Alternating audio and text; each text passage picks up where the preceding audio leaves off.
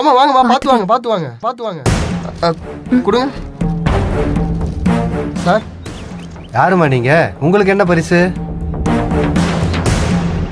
என்ன போட்டின்னு கேட்டேன். Kabaddi sir, first prize.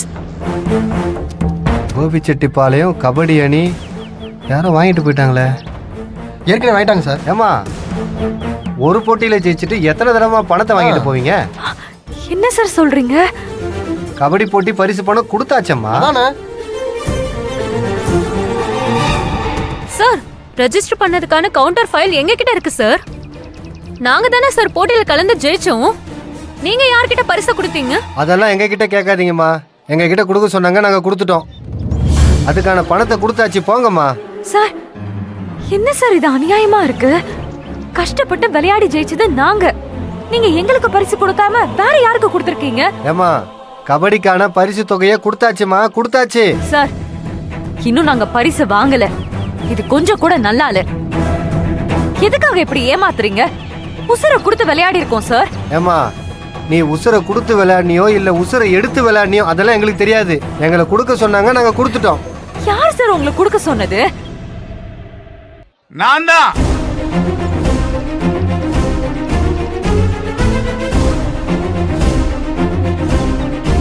நானே தான்.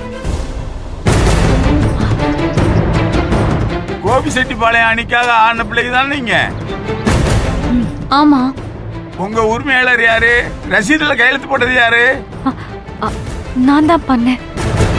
உங்க டீம் ஓனர்ட்ட பணத்தை கொடுத்தாச்சு, வாங்கிட்டு போயிட்டாங்க.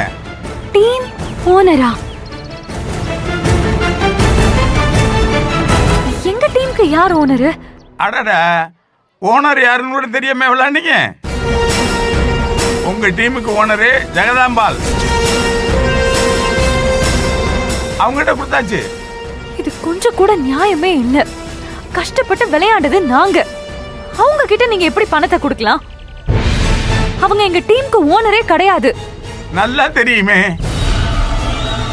அந்த ஜெகதாம்பா உங்க டீமுக்கு ஓனர் இல்லைன்னு எனக்கு நல்லாவே தெரியும். என் கையால நானே தான் எடுத்து கொடுத்தேன். ஏன் தெரியுமா?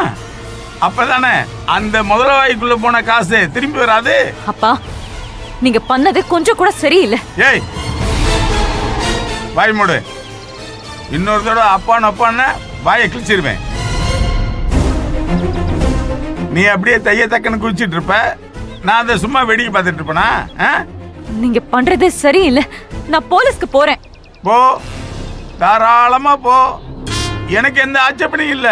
போட்டி வச்சு பணத்தை கொடுக்கலன்னு கம்ப்ளைண்ட் பண்ணுவேன். கம்ப்ளைண்ட் கொடுப்பியா, கருவாட்டு குழம்பு வைப்பியா, அதை பத்தி எனக்கு கவலை இல்ல. ஏன்னா அப்ளிகேஷன்லயே எங்களுடைய தீர்ப்பு தான் இறுதியான தீர்ப்புன்னு எழுதியிருக்கோம். ஆளு நீ கையெழுத்து போட்டு கொடுத்துருக்க. நடுவர் தீர்ப்பே இறுதியானது. அந்தோ பரிதாபம். ஏன்பா இப்படி எல்லாம் பண்றீங்க? ஏய், திரும்ப திரும்ப அந்த வார்த்தையை சொல்லாத. காதுல ஈயத்த காத்தி ஊத்துறது மாதிரி இருக்கு.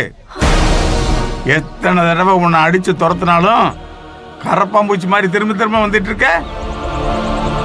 நீ வந்தா மட்டும் பரிசு கிடைச்சிருமா? பரிசு நான் கொடுக்க விட்டுருவேனா? இதுதான் சிவசாமியோட அடி. வலிக்குதா? இதோட நிறுத்திடுவேன்னு நினைக்காத. பாக்குற இடத்தெல்லாம் உனக்கு அடி மேல் அடி விழும். கடவுள் இருக்கான், பார்த்தேல்ல? என் பையனோட வாழ்க்கை ஓஹோன்னு ஒசரத்துக்கே போக போகுது. இங்க உனக்கு அடி மேல அடி விழுகுது. கடவுள் இருக்கான்ல? இந்த பாரு, போலீஸ்ல போய் கம்ப்ளைண்ட் கொடுக்க போறேன், கர்மாதி வைக்க போறேன்னு சொல்லிட்டு இங்க நின்ன அவ்வளவுதான். நடக்கிறதே வேற. பணத்தை கொடுத்தாச்சு, உன் மாமியார்ட்ட கையெழுத்தும் வாங்கியாச்சு. போ, கிளம்புங்கிறேன்ல, கிளம்புன்னு சொல்றேன்ல. அடுத்தவங்க வாங்க, அடுத்தவங்க வாங்க, வாங்க.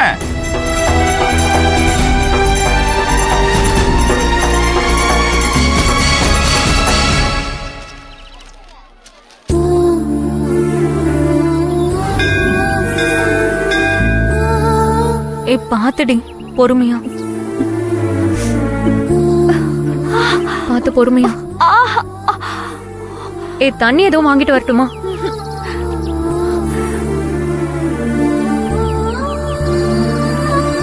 என்னடி இப்படி ஆயி போச்சு? ஏ அழுவாதடி. செத்து பொழைச்சு வந்திருக்கேன்டி. எங்க அப்பா தான் என்ன ஆளை வச்சு கடத்தினாரு.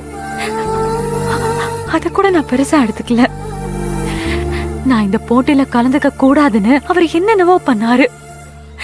விட்டா என்ன கொலை கூட பண்ணிருப்பாரு.